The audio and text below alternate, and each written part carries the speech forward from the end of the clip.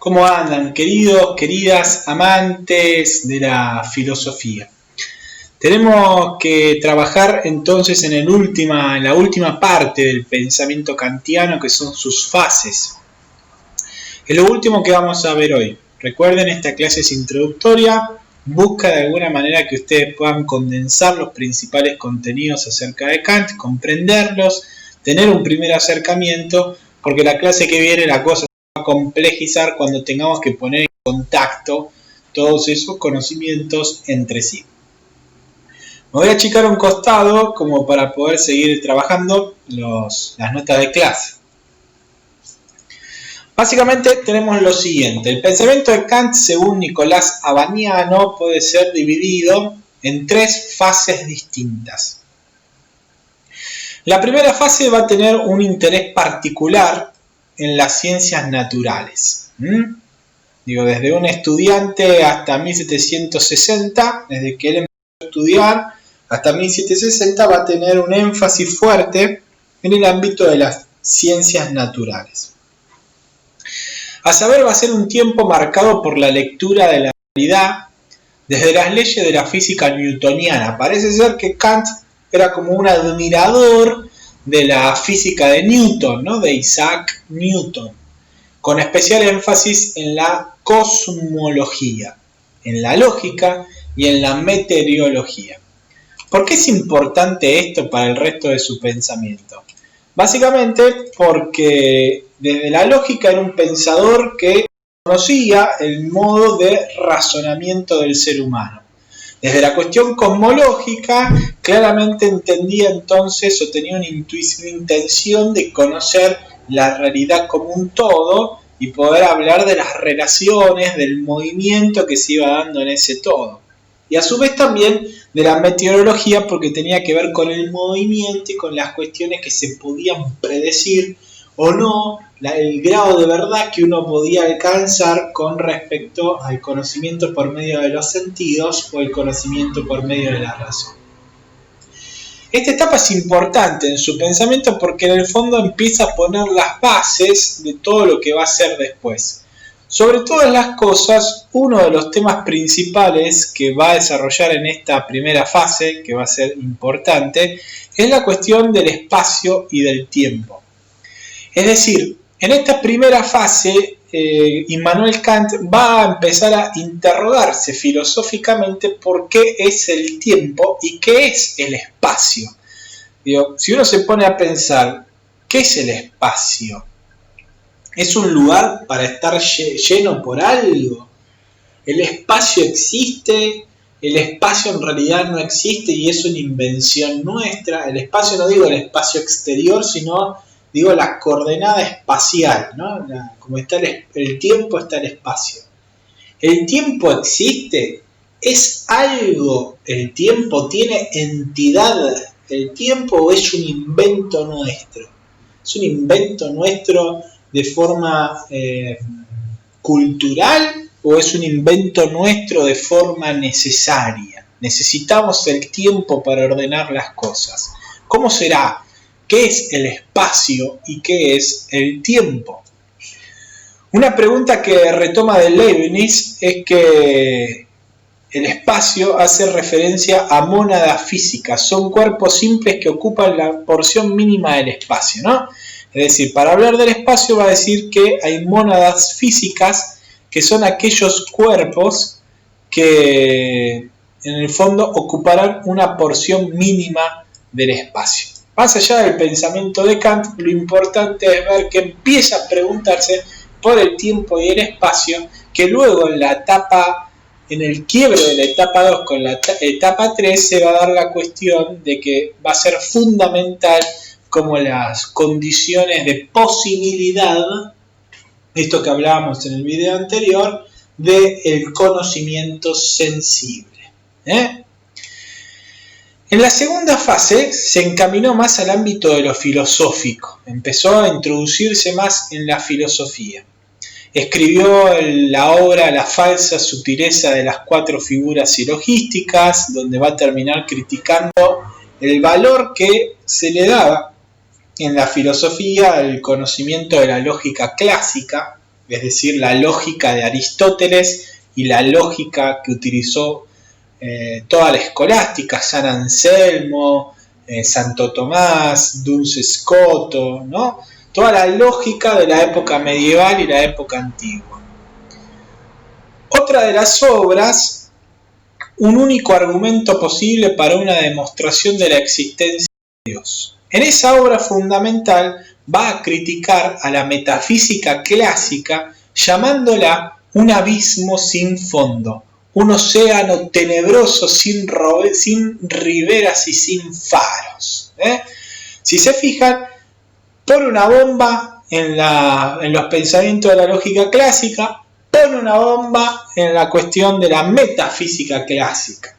Está destruyendo de alguna manera todo el pensamiento anterior a él. Lo está criticando, está haciendo una filosofía crítica, buscando sus fundamentos, pero el resultado va a ser explosivo, ¿no? Es decir, la lógica clásica para Kant es basura, la metafísica clásica para Kant es un abismo sin fondo, un océano tenebroso sin riberas y sin faros.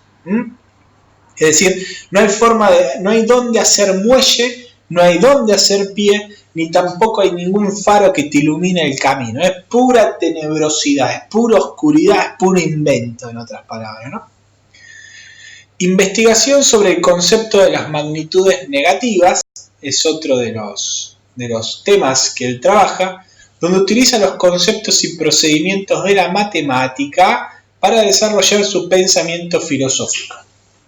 Como les dije antes, va a intentar congeniar el conocimiento a priori, los juicios a priori, con los juicios a posteriori. Los juicios antes de la experiencia y los juicios posterior a la experiencia. La disciplina por excelencia, donde se dan los juicios a priori, es la matemática. Y si la filosofía está más del lado empirista, como dijimos, obviamente entonces va a haber juicios a posteriori. Cómo conjugar los juicios a priori y cómo conjugar los juicios a posteriori. Por eso es importante esta obra. Otra de las obras que él va a realizar es las observaciones sobre el sentimiento de lo bello y lo sublime. Van a poner las bases a su pensamiento acerca de la ética. Es uno de los temas muy importantes, la ética kantiana, que la vamos a ver incluso con consecuencias en esa ética kantiana hasta en la Segunda Guerra Mundial, por ejemplo, ¿no? Fundamentando algunos pensamientos totalitarios, van a estar fundados en una ética kantiana mal entendida o llevada hacia el extremo. Por el otro lado, va a ser una suerte de pensamiento acerca de lo valioso, ¿no? ¿Qué es lo valioso? Lo valioso va a ir cambiando según lo que uno considere valioso, y eso va a ir cambiando a su vez también dependiendo de los anteojos con los cuales miremos la realidad. En la época antigua lo valioso era el bien. En la época moderna lo valioso para nosotros o contemporánea puede ser tener dinero, ¿no? O sea, dos cosas distintas como lo valioso, lo que tiene valor. Otra de las cuestiones, otro de los textos que él va a desarrollar es más tarde el libro de Mundi Sensibilities atque Intelligibilis, Forma et Principia. Sí, es un libro 10 años antes de que él ingrese a la universidad, o mejor dicho, es el libro con el cual, entra a disertar para ser profesor en la universidad. Va a ser un libro, una disertación, donde va a condensar todo su pensamiento anterior y va a sentar las bases en un montón de cuestiones con respecto a lo que él después desarrollará en la crítica de la razón pura. Básicamente tenemos algunas ideas claves, y esto es donde les aconsejo que hagan el glosario fundamental para poder entenderlo, es algunos conceptos complejos de entendimiento.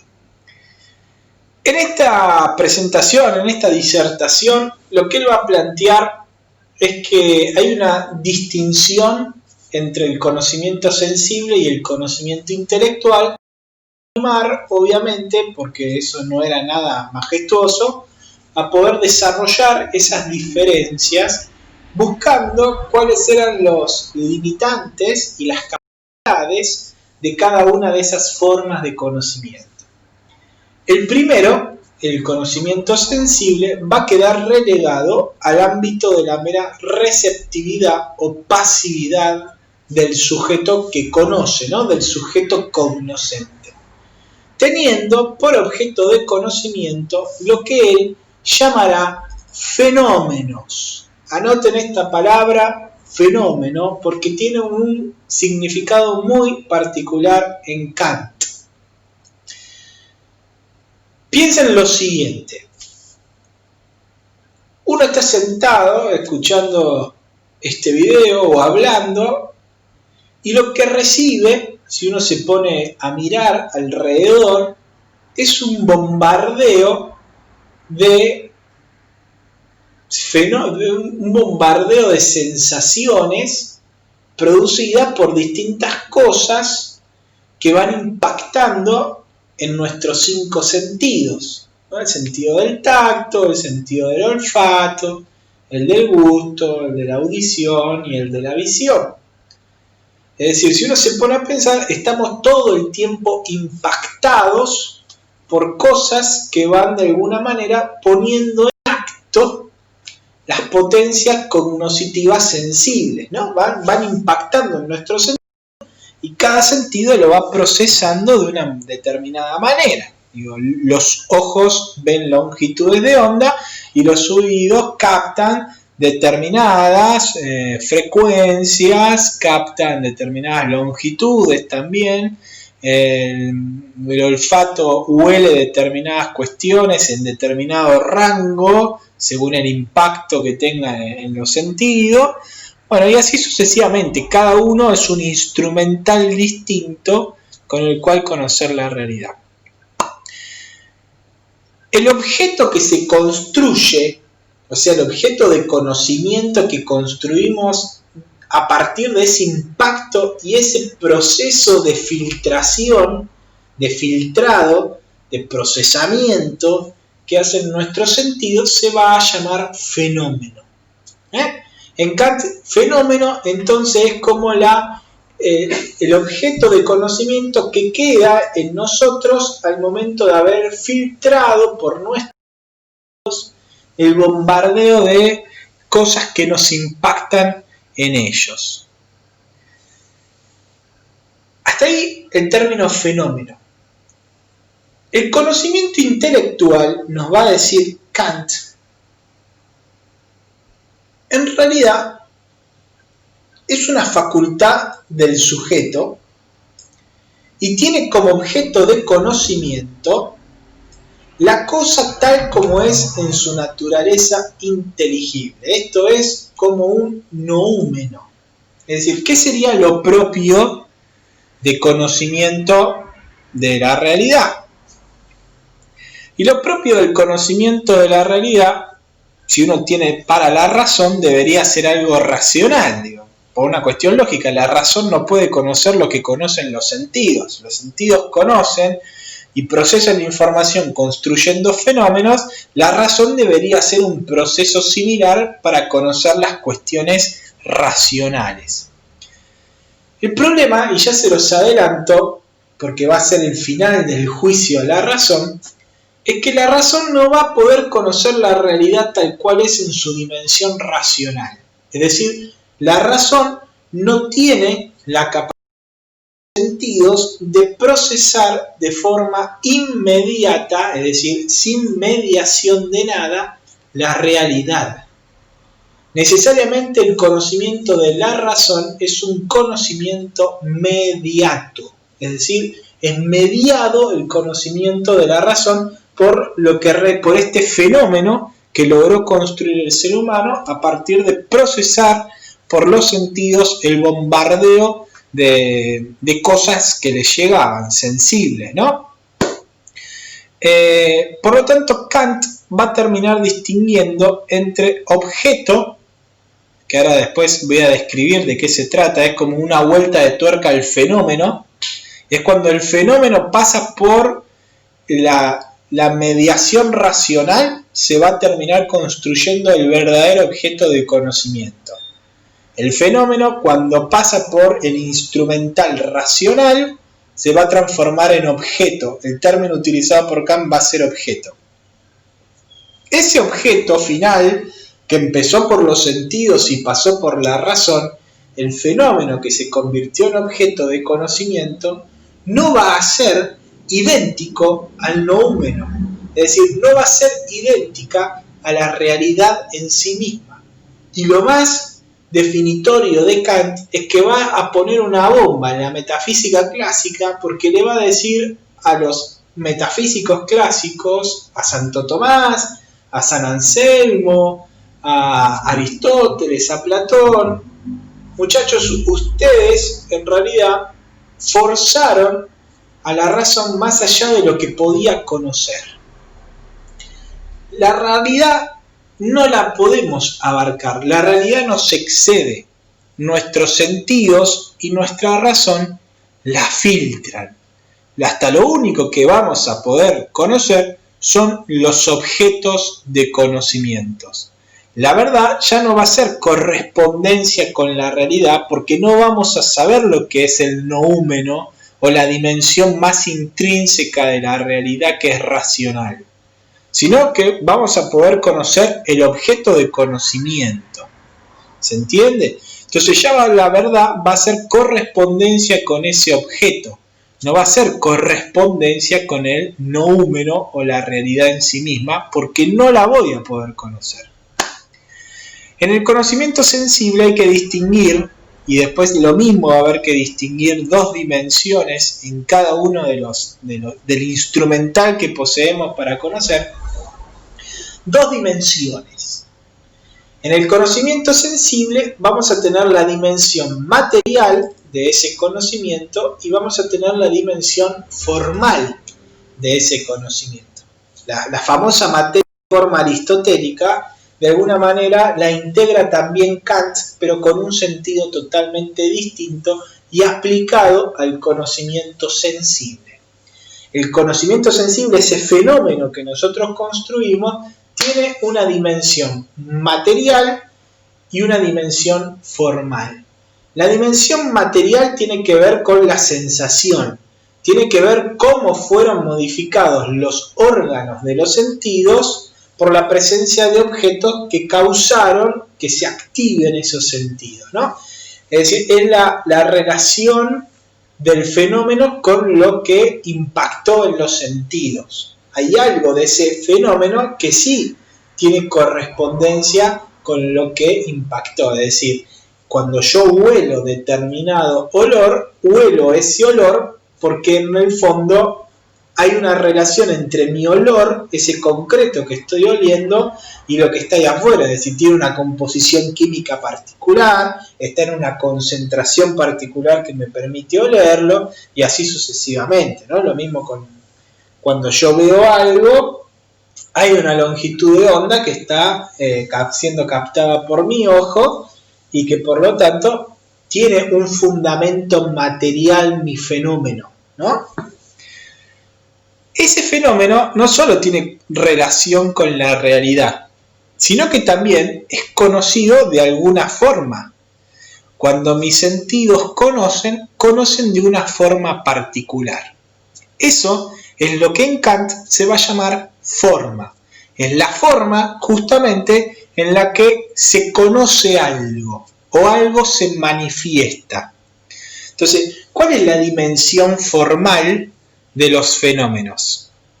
Es la ley no dependiente de la sensibilidad que ordena la materia sensible. Todo ese impacto, todo ese cúmulo de sensaciones que yo siento son ordenadas por mis sentidos por medio de una ley, va a decir Kant, que justamente es su dimensión formal. Hay algo que tiene que ordenar ese impacto de luz, ese impacto de viento que me llega, ese impacto de olores que me llega. El conocimiento sensible, que claramente anterior al uso del entendimiento lógico, se le llamará apariencia. Mientras que el conocimiento reflejo que surge de la comparación que hace el entendimiento de múltiples apariencias se llamará experiencia. Entonces el conocimiento sensible, antes que pase el entendimiento lógico, se llamará apariencia, mientras que el conjunto de apariencias entendidas, ya procesadas, se va a llamar experiencia.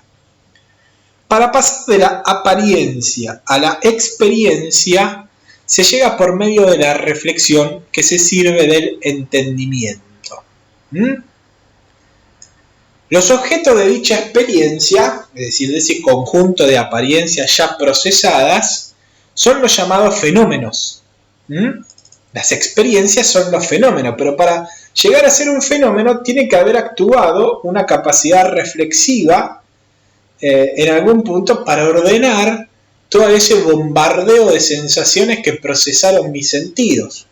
Entonces, tiene que haber una ley ordenadora, porque si no estaría todo el tiempo en convulsiones, no sé, no podía procesar, sería como un estruendo, una bomba atómica todo el tiempo de sensaciones que me llegan. Para que esta realidad se me parezca ordenada y yo pueda vivir tranquilo como vivo, es porque hay algo que va procesando y ordenando todas aquellas sensaciones que voy sintiendo. La forma, esa dimensión formal de los fenómenos, es justamente esa ley que los ordenó. Pero esa ley no es ni más ni menos que otra cosa que el tiempo y el espacio. Es el tiempo y el espacio. ¿Cómo puedo vivir tranquilo con ese impacto de sensaciones que mis sentidos procesan? Porque lo procesan a través de una reflexión espacio-temporal. Es decir, los ordenan a esos sentidos, a ese bombardeo de sensaciones, las ordenan en el espacio y en el tiempo.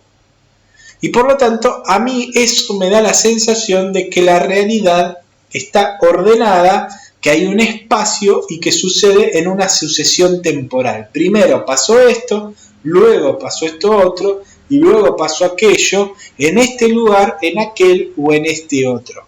Y por lo tanto, es lo que yo veo.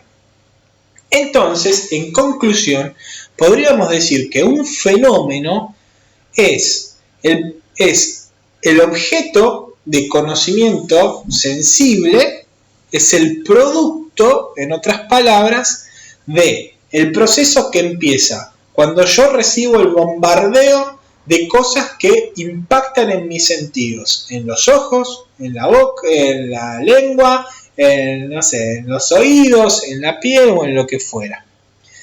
Esos sentidos procesan aquello que reciben, generan sensaciones, esas sensaciones son ordenadas por esta ley de espacio y tiempo, es decir, son espacio-temporalizadas, y ese producto final, esas sensaciones procesadas espacio-temporalmente, son los que se llaman fenómenos. Entonces, puedo decir que estoy viendo esto y que antes había visto otra cosa. Pero el espacio y el tiempo no existen fuera de mí, no tienen entidad. Es mi forma de conocer la realidad por medio de mis sentidos que ordenan a una suerte de espacio y por sucesiones temporales lo que va pasando. Pero no hay algo fuera de mí al que yo pueda estudiar como espacio y no hay nada fuera de mí que yo pueda estudiar como tiempo según Kant. De alguna manera podemos decir que la sensibilidad, los sentidos, necesitan el espacio y el tiempo. Son conceptos generales adheridos a las cosas de la realidad, no intuiciones puras. No son conceptos, son intuiciones puras, son intuiciones puras. Es decir, no tienen nada que ver con lo que yo esté sintiendo. Todo lo que siento lo voy a sentir espacio temporalizado. A saber, estas intuiciones que preceden a todo conocimiento sensible y no dependen de él. En otras palabras, la sensibilidad, cuando procesa la realidad para dar conocimiento sensible, eso que procesa no puede no entenderlo sino formalmente bajo coordenadas espaciales y temporales. Con respecto al conocimiento intelectual, hasta el momento hablamos de los sentidos, ahora nos toca hablar del conocimiento intelectual. Kant distingue en el uso real y un uso lógico en el intelecto. El primero es aquel uso por medio del cual los conceptos de las cosas y sus relaciones son datos, ¿no? Mientras que el segundo es aquel por el cual los conceptos dados son subordinados, emparentados y unificados. Va a pasar exactamente lo mismo. Es decir, va a conocer algo, va a tener una dimensión entre comillas material que se va a llamar distinto y va a tener una dimensión formal. La razón, cuando conoce, va a conocer de determinada manera. En principio, vamos a decirlo, vamos a desarrollar con profundidad en la próxima clase, pero ese fenómeno que terminó construido cuando terminó el proceso de los sentidos, es decir, ese impacto, ese cúmulo de sensaciones espacio-temporalizadas y ordenadas por el espacio y tiempo, va a pasar al conocimiento racional, al aparato, al instrumental racional. Ese instrumental racional va a tener que poder, de alguna manera, separar esa condición de espacio y tiempo para poder hacer el universal, y a su vez también va a tener que hacerlo de una forma particular. Esto se va a llamar subsumir el fenómeno en categorías racionales. Cuando nosotros pensamos, va a decir Kant, procesamos ese fenómeno en una serie de figuras, en una serie de categorías que son innatas, como si fuéramos llenando cajones en nuestro entendimiento. Cuando pensamos subsumiendo fenómenos en categorías, que finalmente darán como resultado final ese proceso de subsumisión de los fenómenos a las categorías, nos darán el famoso objeto de conocimiento que ya hablamos cuando hablamos del noúmeno. Me parece que no tiene mucho más sentido seguir hablando, porque si no podría ser algo engorroso, pero espero que relean estas 7 hojas, que puedan hacer un glosario de estos términos que les recomiendo que interpreten. Son juicios a priori, juicios a posteriori, trascendental, filosofía crítica,